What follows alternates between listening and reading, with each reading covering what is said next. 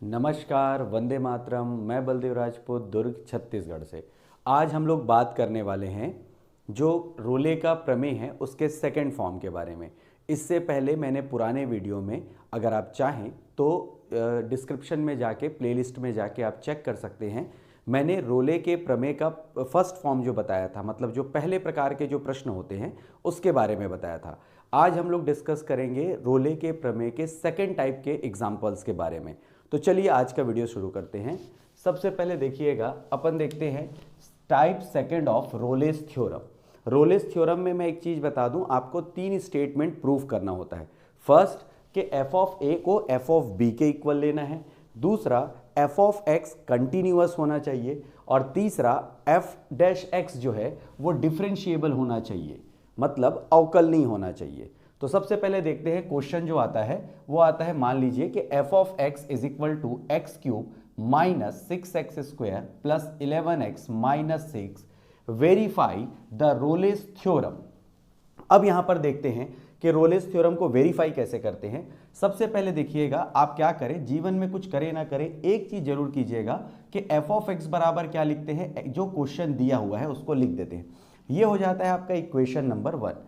Taking f of x is equal to 0। Second step आपको क्या करना है, एफ ऑफ एक्स को 0 के इक्वल लेना है।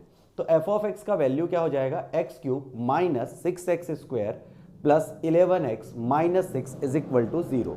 अब मुझे इसे ऐसे स्प्लिट करना है कि मेरे जो कॉमन निकाला जा रहा है, मैं जो भी क्वांटिटी कॉमन निकालता हूं वो इस पूरे टर्म से निकले। बेसिकली एक्स क्यूब से रिलेटेड कि एक्स क्यूब को कैसे तोड़ा जाता है उसके लिए मैं अलग से सेपरेट वीडियो बना दूंगा। अभी आप सिर्फ इतना समझ लें कि हमको इस इक्वेशन को ऐसे तोड़ना है कि इन सब से जो है वो हम जो कोई भी चीज अगर कॉमन निकाले तो सेम कॉमन निकालना चाहिए।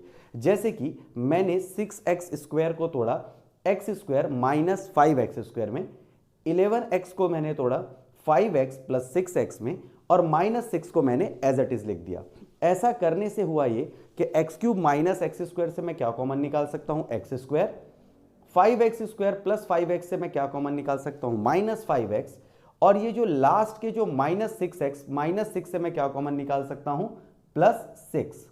अगर आप देखें तो यहां पर भी x माइनस 1 है, यहां पर भी x माइनस 1 है, यहां पर भी x माइनस 1 है।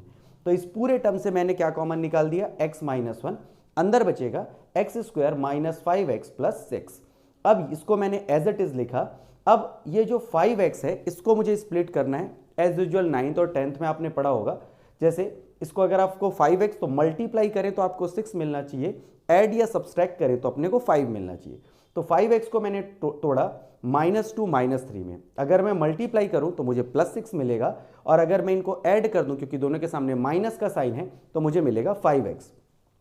अब इसमें से मैं क्या कॉमन निकाल सकता हूं, एक्स स्क्वायर और -2x में से मैंने x कॉमन निकाला, -3 प्लस 6 में से मैंने -3 कॉमन निकाला। फिर अपन देखते हैं कि x -2 फिर से कॉमन निकल जाएगा। यहां पर बचेगा x -3 इज इक्वल टू 0। तो x की 3 वैल्यू आएगी, x -1 is equal to 0 means x is equal to 1, x -2 is equal to 0 means x is equal to 2, x -3 is equal to 0 it means x is equal to 3। अब आगे देखते हैं, दूसरा काम हमको यह करना है, जब भी ये 3 वैल्यू मिले तो अगर, क्योंकि देखिएगा पहले टाइप का जो क्वेश्चन रहता था उसमें इंटरवल दिया होता था, ए और बी का वैल्यू दिया होता था फर्स्ट टाइप के क्वेश्चन में। सेकंड टाइप के क्वेश्चन में आपको इंटरवल नहीं दिया रहेगा। जब आपको इंटरवल नहीं दिया गया है तो जो मिनिमम वैल्यू रहेगी उसको आपको लेना है ए, और जो मैक्सिमम वैल्यू रहेगी उसको आपको लेना है बी। तो हमने भी वही किया, जो मिनिमम वैल्यू निकली थी 1 उसको हमने लिया ए, और जो मैक्सिमम वैल्यू निकली थी बी उसको हमने लिया, सॉरी मैक्सिमम वैल्यू जो निकली थी वो था 3, उसको हमने लिया b, taking a is equal to 1। तो ये जो आपको इक्वेशन दिया गया है उसको मैंने पूरा जहां जहां पर भी x था उसको a के फॉर्म में मैंने कन्वर्ट कर दिया। उसके बाद a की वैल्यू, मतलब a की वैल्यू चूंकि हमने 1 एज्यूम की है तो यहां पर जितनी जहां जहां पर भी a था उसकी जगह पे अपन लिख दिए 1। अगर हम कैलकुलेट करें तो 1 - 6 प्लस 11 -6, अगर मैं कैलकुलेट करूं तो वैल्यू वही आएगा जो आपके ना पढ़ने से आपका आंसर आता है, मतलब 0।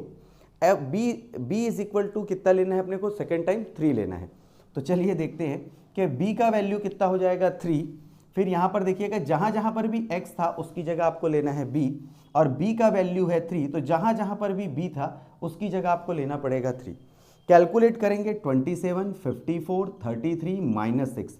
अब सभी को कैलकुलेट करेंगे तो आपका वैल्यू आएगा 0, मतलब आर्यभट्ट का आर्यभट्ट ने जो हमको दिया था वही हमको प्राप्त होगा। तो यहाँ पर देखिएगा f ऑफ a और f ऑफ b दोनों क्या आ गए बराबर, means f of 1 is equal to f of 3। अब क्योंकि हमको यहाँ पे पहला वैल्यू किसका मिल गया, f ऑफ a और f ऑफ b दोनों इक्वल मिल गया। अब हम ये चेक करेंगे कि ये कंटिन्यूअस है या नहीं है। कंटिन्यूअस है या नहीं है उसके लिए अपन एक वैल्यू देखते हैं कि ये दोनों का वैल्यू अगर इक्वल आ गया तो हम इसको बोल सकते हैं कि ये कंटिन्यूअस है। अब अपन चेक करेंगे थर्ड टाइम पे कि एफ डैश एक्स मतलब ये डिफरेंशिएबल है या नहीं है। डिफरेंशिएबल है या नहीं है वो चेक करने के लिए हमको क्या करना होता है, जो भी एफ ऑफ एक्स का वैल्यू दिया है उसका डैश मतलब डिफरेंशिएशन निकालेंगे, किसके रिस्पेक्ट में, एक्स के रिस्पेक्ट में। तो अगर एफ एक्स का मैं अगर डिफरेंशिएशन करूं तो आ जाएगा F dash x, x cube का अगर मैं डिफरेंशिएशन करूंगा आएगा तो 3x स्क्वायर, एक्स स्क्वायर का अगर डिफरेंशिएशन करूंगा तो आएगा 2x, 6 के साथ मल्टीप्लाई होने के बाद हो जाएगा 12x, x का हो जाएगा 1 और कांस्टेंट का हो जाएगा 0। तो मुझे जो वैल्यू मिलेगी वो मिलेगी f dash x is equal to 3x square minus 12x minus plus 11।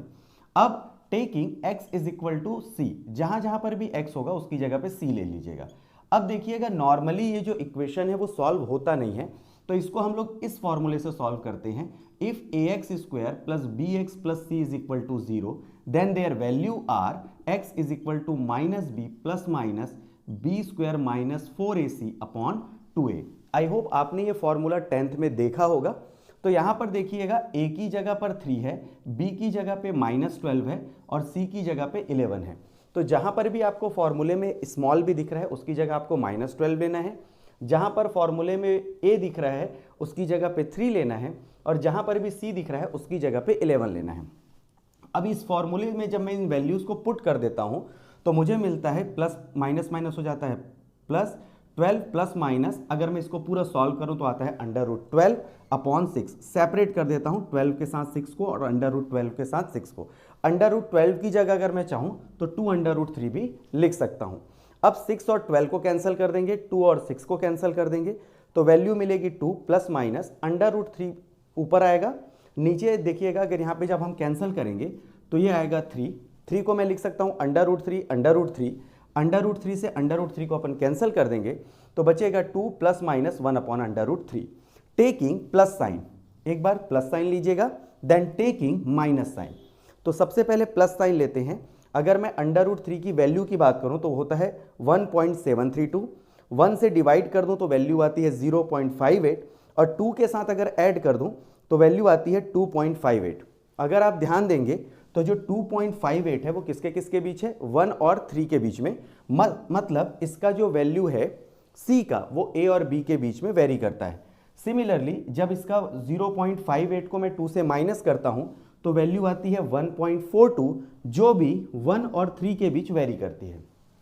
इसका सीधा सीधा मतलब है कि हमको जो क्वेश्चन दिया गया है वो तीनों नियम को सेटिस्फाइड करता है। Means f of a is equal to f of b, हमने देखा दोनों वैल्यू बराबर है। f ऑफ x क्या है, कंटिन्यूअस है, बिल्कुल कंटिन्यूअस है क्योंकि वैल्यूज आ रही हैं 0, और f डैश x डिफरेंशिएबल है। मींस यहां पर जब हम डिफरेंशिएशन करके इसकी वैल्यू निकालते हैं c की तो वो a और b के बीच में होता है। क्योंकि अगर ये तीनों नियमों को अगर ये सेटिस्फाइड करता है, 3 रूल्स अगर ये फॉलो करता है तो यहां पर रोले का प्रमेय सेटिस्फाइड हो जाता है। तो ये था पूरा सेकेंड टाइप का क्वेश्चन जिसमें जब आपको इंटरवल नहीं दिया होता तब आपको रोले के थ्योरम्स को कैसे वेरीफाइड करना है। उम्मीद है आपको रोले का ये जो सेकेंड टाइप का जो क्वेश्चन है वो समझ में आया होगा। तो अब अगले वीडियो में हम लोग बात करेंगे कि रोले का प्रमेय है क्या और रोले का प्रमेय बनाया कैसा गया है। उम्मीद है आपको ये लेक्चर पसंद आया होगा। तो मिलते हैं अगले वीडियो में, तब तक के लिए जय हिंद, वंदे मातरम।